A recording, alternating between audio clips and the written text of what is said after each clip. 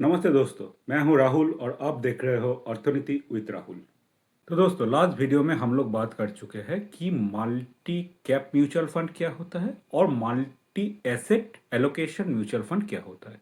अगर आप लोग उस वीडियो को नहीं देखे होंगे तो मैं आपको रिक्वेस्ट करूंगा कि इस वीडियो देखने के बाद आप उस वीडियो को जरूर देख लेना, कि आपको एक क्लियर हो जाए कि इस दोनों कैटेगरी का डिफरेंस क्या है और आपको कौन से वाले टाइप को चूज करना चाहिए आप के इन्वेस्टमेंट के लिए।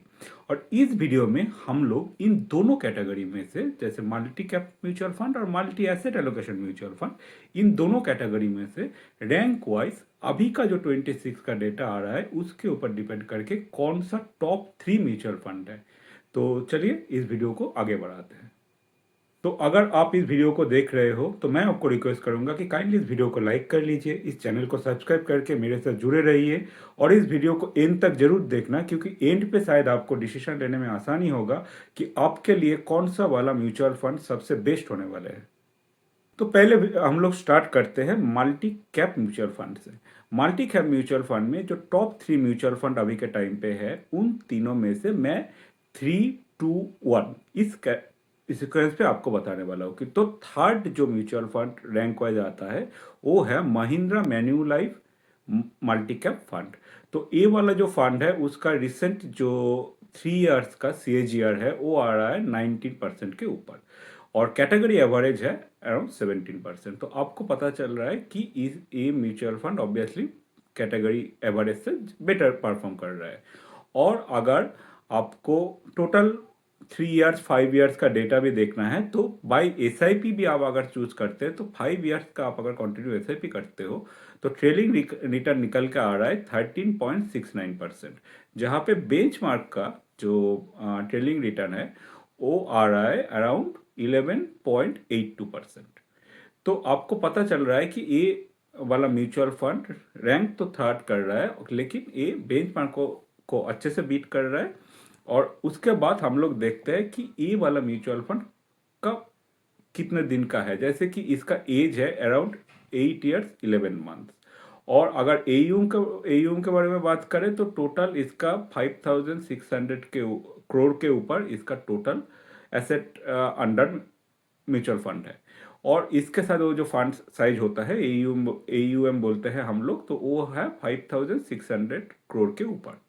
और इसका जो कहाँ पे कितना पैसे इन लोगों ने इन्वेस्ट किया है तो उसको हम लोग देखते हैं। तो टोटल इक्विटी में इन लोगों का SB का आपको पता है कि multi cap fund mainly equity oriented mutual fund है, तो टोटल इक्विटी में इन्वेस्ट किया है 94% के ऊपर, जहाँ पे लार्ज कैप का परसेंटेज है 38%, स्मॉल कैप का परसेंटेज है 28% और मिड कैप का परसेंटेज है 78%। तो आपको पता है, मैं लास्ट वीडियो में भी बात कर चुका हूँ कि मल्टी कैप म्यूचुअल फंड जो होता है तो सेबी गाइडलाइन के हिसाब से 25% लार्ज मिड और स्मॉल में मिनिमम होना चाहिए।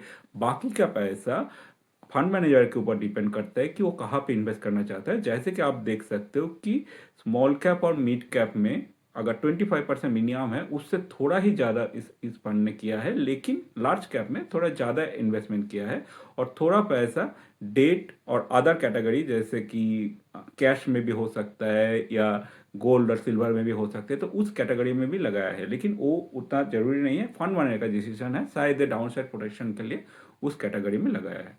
इसके बाद हम लोग बात करेंगे कि सेकेंड जो रैंक पे आता है मल्टी कैप म्यूचुअल फंड में उसके बारे में। तो वो है ICICI prudential multi cap fund. तो यहाँ पे आप देख सकते हो इमेज पे कि 3 इयर्स का CAGR है 19% के ऊपर, जहाँ पे कैटेगरी एवरेज है 17%। लेकिन अगर आपको ट्रेलिंग रिटर्न भी देख रहे हो बाय SIP, अगर आप SIP के थ्रू इन्वेस्ट करते हो तो बाय SIP आप देख रहे हो तो 5 साल के भी अगर आप देखो तो 11% इसका रिटर्न है, जहाँ पे बेंच मार्क का रिटर्न है, सॉरी 5 इयर्स का रिटर्न है 14%, जहाँ पे बेंच मार्क का रिटर्न है 11%। लेकिन अगर आप इसका टोटल एसेट एलोकेशन के बारे में बात करो, उससे पहले हम लोग बात करते हैं कि फंड कितना पुराना है। तो आप देख सकते हो कि ये फंड 31 इयर्स पुराना फंड है। तो आप इसका स्टेबिलिटी भी देख सकते हो कि इतना लंबा इस फंड चल रहा है। और आप इस फंड के ऊपर लोगों का थोड़ा भरोसा भी है, तो इसलिए इस फंड आईसीआईसीआई प्रूडेंशियल का इतना लॉन्ग टर्म पे चल रहा है। और इसका एयूएम के बारे में हम लोग बात करें, जो फंड साइज होता है तो 14,600 करोड़ के ऊपर है। तो ये बहुत ही बड़ा फंड साइज होता है एक कैटेगरी, कोई भी एक म्यूचुअल फंड के लिए। और अगर आप इसका एसेट एलोकेशन परसेंटेज देखते हो तो इक्विटी में 98% पैसा लगा हुआ है। इस फंड ने डेट में कोई पैसा नहीं लगाया, और अदर में जैसे कि कैश होल्डिंग भी हो सकता है, तो वहाँ पे ओनली 1.84% लगा हुआ है। और अगर इक्विटी में बारे में बात करें तो देखिए कि यहाँ पे लार्ज कैप और mid cap almost same allocation है 35% के ऊपर, और स्मॉल कैप में 25% के ऊपर। जो जो सेबी का गाइडलाइन है 25% हर एक कैटेगरी में मिनिमम हो सकता है, वो ऑब्वियसली इस फंड ने अच्छे से फॉलो किया है। और 25% के ऊपर 10% प्लस करके मिड कैप में लगाया है, और 10% प्लस करके लार्ज कैप में भी लगाया है। तो तो ये रहा आपका second rank wise second multi cap fund. इसके बाद हम लोग बात करने वाले हैं कि टॉप कौन सा वाला म्यूचुअल फंड आता है मल्टी कैप में। तो वो आता है Nippon India multi cap fund. ये वाले फंड का अगर आप थ्री ईयर्स का CAGR देखें जो 20% के ऊपर है, और कैटेगरी एवरेज 17% है। तो कैटेगरी एवरेज से ये 3% ज़्यादा दे रहा है। तो भाई इसका जो तभी परफॉर्मेंस वाइज ये अच्छा कर रहा है। और अगर 3 इयर्स का ट्रेलिंग रिटर्न भी देखते हैं, 3 इयर्स या 5 इयर्स का भी देखते हैं, तो वो भी बेंचमार्क से अच्छा परफॉर्म कर रहा है। उसके बाद हम लोग देखते हैं कि इसका एज क्या है। तो ये वाला म्यूचुअल फंड एज है अराउंड 21 इयर्स। तो 21 इयर्स बहुत ही लंबा टाइम होता है जो ये म्यूचुअल फंड परफॉर्म कर रहा है। और आप इसका AUM देखिए, AUM जो फंड साइज होता है वो बहुत ही बड़ा है, 46,300 करोड़ के ऊपर है। और अगर आप इसका एसेट एलोकेशन देखेंगे तो देखिए कि इक्विटी में एसेट एलोकेशन है 97% के ऊपर। डेट में इस वाले म्यूचुअल फंड ने थोड़ा सा पैसा लगा के रखा है। देखिए मल्टी कैप फंड का मेन फंडा होता है कि ये इक्विटी ओरिएंटेड म्यूचुअल फंड होता है, लेकिन डाउनसाइड प्रोटेक्शन के लिए, थोड़ा बहुत स्टेबिलिटी देने के लिए कुछ पैसा इन लोगों ने डेट में भी लगा के रखा है। लेकिन ये उतना मैंडेटरी है नहीं, कुछ डेट में, और अदर्स जो है वो कैश होल्डिंग भी हो सकता है, या और कोई एसेट क्लास हो सकता है जैसे कि गोल्ड या सिल्वर में लगा के रखा है। लेकिन अगर इक्विटी के बारे में हम लोग बात करें तो आप देख सकते हो कि लार्ज कैप में 42% एलोकेशन है, मिड कैप में 27%, और स्मॉल कैप में 26.9, ऑलमोस्ट 27%, और मिड कैप में एक्चुअली 28%। तो 25% जो मिनिमम इन्वेस्ट करना चाहिए वो तो है ही, उसके साथ मिड कैप और लार्ज कैप में 2 और 3% एडिशनली पैसा लगाया है। लेकिन लार्ज कैप में अराउंड 70% एडिशनल पैसा लार्ज कैप में लगा के रखा है। तो इन तीनों कैटेगरी में बारे में मैं आपको बता दिया, कोई रिकमेंडेशन नहीं है, लेकिन आपके रिस्क प्रोफाइल के ऊपर डिपेंड करके अगर आपको मल्टी कैप फंड में इन्वेस्ट करने के लिए आप सोच रहे हो, अगर आपका मिनिमम 10 साल के लिए आप इन्वेस्ट कर सकते हो, क्योंकि यहाँ पे मिड कैप और स्मॉल कैप का भी एक बड़ा सा परसेंटेज होता है। तो उसको अगर आप फोकस करोगे तो आपको डिसीजन लेना पड़ेगा कि मल्टी कैप में आपको इन्वेस्ट करना चाहिए या नहीं करना चाहिए। तो मैंने आपको रैंक वाइज अभी का जितना भी 26 अप्रैल के बारे में मैं बात कर रहा हूँ, यहाँ पे जो भी rank wise top mutual fund है उसके बारे में मैंने आपको बताया। अभी सेक्शन 2 में जो पार्ट इस वीडियो का बाकी का पार्ट में हम लोग बात करने वाले हैं कि इस जो मल्टी एसेट एलोकेशन फंड है वहां पे टॉप 3 म्यूचुअल फंड कौन सा वाला है जो आप चूज कर सकते हो।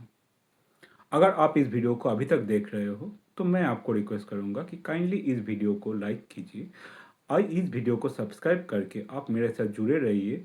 तो मैं बाद में जितना भी वीडियो लेके आऊँगा वो आपके लिए शायद कुछ हेल्प होगा, और मेरे लिए भी इस चैनल को ग्रोथ करने पर आप इस चैनल को सब्सक्राइब करके रख सकते हैं। तो इस चैनल को ग्रोथ करने पर आपका भी थोड़ा बहुत योगदान होगा। तो चलिए शुरू करते हैं। अभी बात करते हैं top 3 multi asset allocation fund के बारे में। तो इसमें जो थर्ड नंबर पे रैंक वाइज आता है वो आता है SBI का मल्टी एसेट एलोकेशन फंड। यहाँ पे 3 इयर्स का जो CAGR है वो है 17% के ऊपर, जो कैटेगरी एवरेज है वो 12.97%, तो ऑलमोस्ट 1.5% से कैटेगरी एवरेज को ये बीट करते हैं। लेकिन आप अगर SIP के थ्रू अगर इन्वेस्ट कर रहे हैं तो अगर ट्रेलिंग रिटर्न निकल के आता है तो वो भी आप देख सकते हो कि ऑन 5 इयर्स का भी आप अगर बात करें तो 14.71% इस फंड का रिटर्न है, जहाँ पे बेंचमार्क का रिटर्न है 13.16%। तो इस बेंचमार्क को 5 इयर्स और 3 इयर्स सभी कैटेगरी में अच्छे से बीट कर रहे हैं, और 10 इयर्स का भी आप देखें तो वो बेंचमार्क को बीट कर रहा है। तो कैटेगरी वाइज ये फंड थर्ड नंबर पे आ रहा है, मल्टी एसेट एलोकेशन फंड।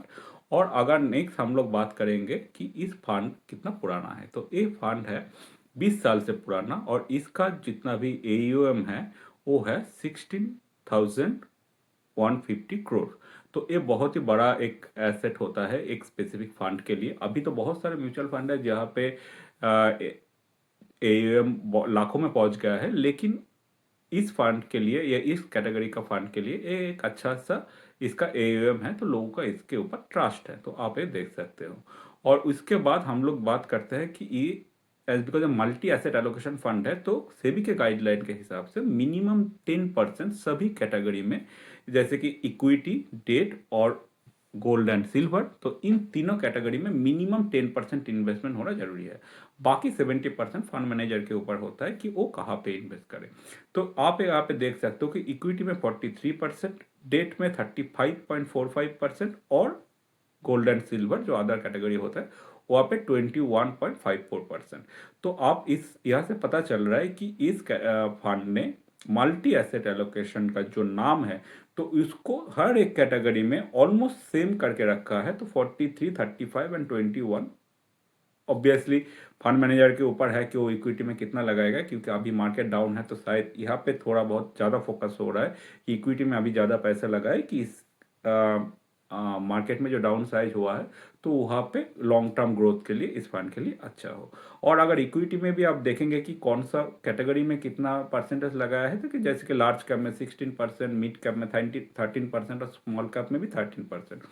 तो multi asset allocation fund as an whole, इस फंड का एसेट एलोकेशन वाइज आप देख सकते हो कि बहुत ही बढ़िया इसका डिस्ट्रीब्यूशन है। उसके बाद हम लोग बात करते हैं कि सेकंड में कौन आता है, वो आता है Nippon India multi asset allocation fund. तो यहाँ पे जो 3 इयर्स का CAGR रिटर्न है वो 20% के ऊपर है, जहाँ पे कैटेगरी एवरेज अराउंड 16% है। उसके बाद ट्रेलिंग रिटर्न में भी 5 इयर्स में अगर आप बात करेंगे तो वो 16.55% आता है, जो बेंचमार्क होता है 13.16%। तो बेंचमार्क को अच्छे से बीट कर रहा है ये वाला फंड 3 इयर्स 5 इयर्स हर एक कैटेगरी में।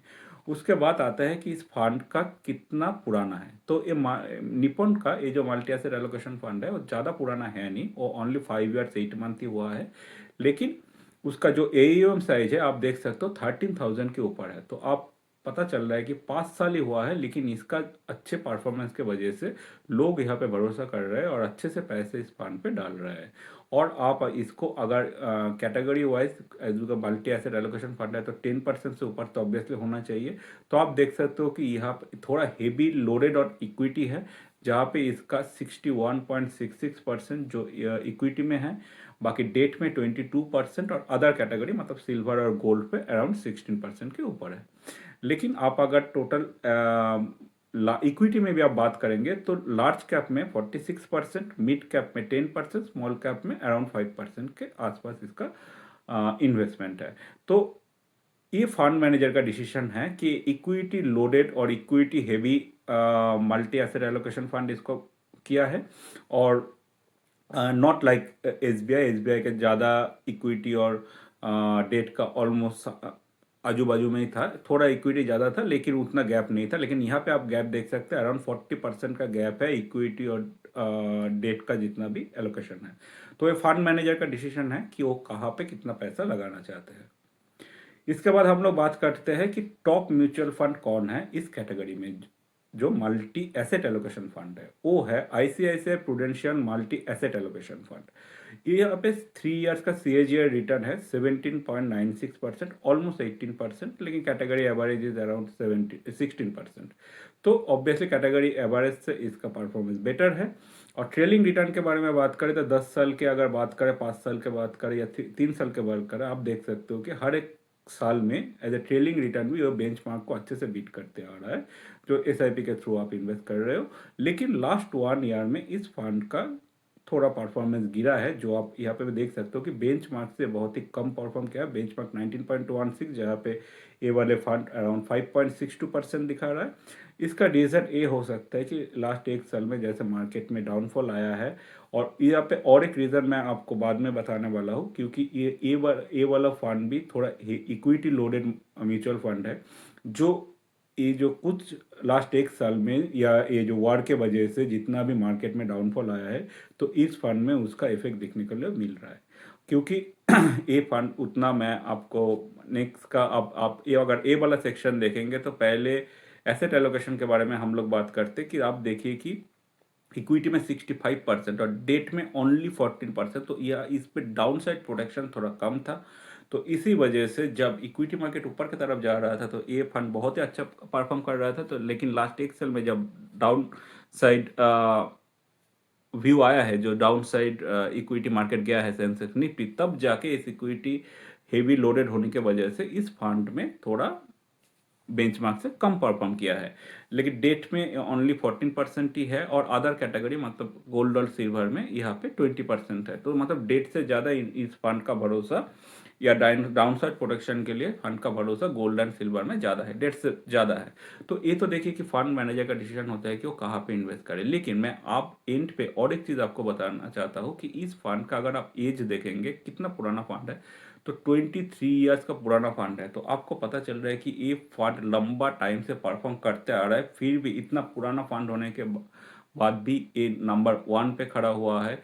इसके ऊपर लोगों का भरोसा कितना है वो आपको एयूएम दिखा रहा है। एयूएम 77,000 करोड़ से ऊपर है। तो आपको पता चल रहा है कि ये कितना बड़ा फंड है। और जब आपका फंड इतना बड़ा हो जाता है तो एक अब 14% भी आप एक बहुत ही बड़ा अमाउंट होता है डेट पे। लेकिन परसेंटेज वाइज जब, क्योंकि एक म्यूचुअल फंड के हम लोग अब बात करते हैं, तो ओवरऑल फंड के परसेंटेज वाइज कहाँ पे कितना एलोकेशन है उसके ऊपर ये डिपेंड करता है। तो आप देख सकते हो कि मैंने जो आपको ऑलरेडी बताया कि इक्विटी में 65% एलोकेशन है, और उस पे भी, उस इक्विटी परसेंटेज में भी लार्ज कैप 43%, मिड कैप है 14% और स्मॉल कैप है 7.58%। तो सभी कैटेगरीज में इस फंड ने पैसा लगा के रखा है। और आपके लिए आप चूज कर सकते हो कि आपके रिस्क प्रोफाइल के हिसाब से अगर आप ज़्यादा टेंशन इक्विटी में पूरा पैसा लगाना नहीं चाहते हो, तो आपके लिए इस मल्टी एसेट एलोकेशन फंड एक अच्छा ऑप्शन हो सकता है। मैंने आपको top 3 multi asset allocation fund के बारे में बताया। आप शायद इसको चूज कर सकते हो, या आप इससे बाहर जाके भी कोई फंड को चूज कर सकते हो अगर वो आपके पोर्टफोलियो के साथ जाता है या आपके रिस्क प्रोफाइल के साथ जाता है। तो थैंक यू जुड़े रहने के लिए, और इस वीडियो को अभी तक देखने के लिए। मैं आपको रिक्वेस्ट करूंगा कि इस वीडियो को लाइक कीजिए, इस चैनल को सब्सक्राइब करके मेरे साथ जुड़े रहिए। तो मेरे आने वाले वीडियो में आपको नोटिफिकेशन मिलता रहेगा, और आप मेरे साथ जुड़ के इस चैनल को ग्रोथ करने पर मेरा मदद कर सकते हैं। Thank you, all the best, good bye.